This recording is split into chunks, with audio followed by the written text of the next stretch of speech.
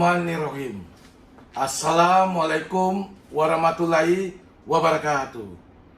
Salam persaudaraan untuk saudara-saudaraku dimanapun engkau berada.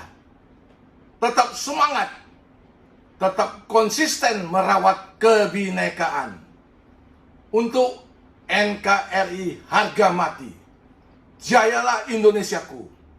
Saya Dr. Ipong Hembing Putra, Ketua Umum PITI, Persaudaraan Islam Tionghoa Indonesia. Melalui channel YouTube ini, merasa perlu mengklarifikasi beberapa statement terkait video pada saat muktamar pada tanggal 20 Mei yang lalu di salah satu hotel daerah Kemayoran.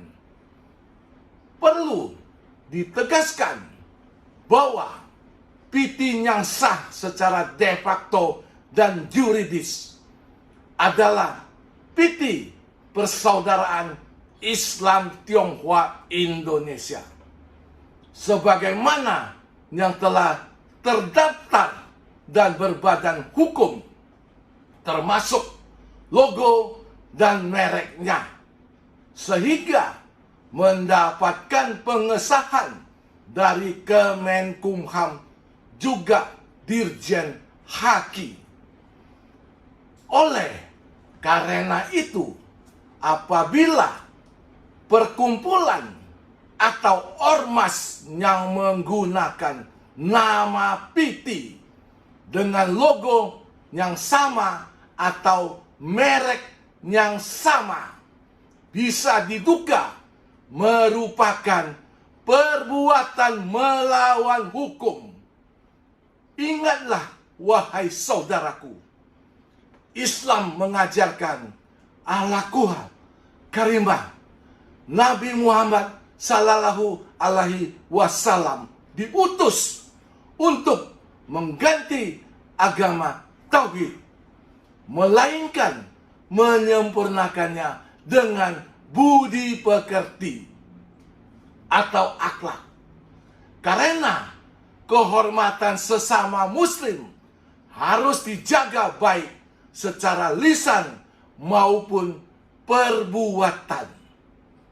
Saya bersama pengurus lainnya telah menyimpulkan apapun dalil dan alasannya, pernyataan yang Anda lontarkan adalah bentuk sindiran, bahkan cercaan kepada kami yang jauh dari kebenaran, sehingga kami perlu menggunakan hak jawab organisasi.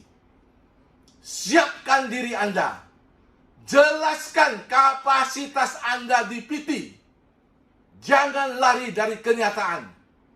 Kami akan menuntut agar Anda membuktikan omong kosong yang telah Anda lontarkan. Karena kebenaran tidak bisa direkayasa, harus didasarkan pada bukti yang benar. Saya akan meminta ketegasan dan keadilan hukum atas ulah Anda yang telah memecah belah organisasi PITI. Bertobatlah untuk akhiratmu.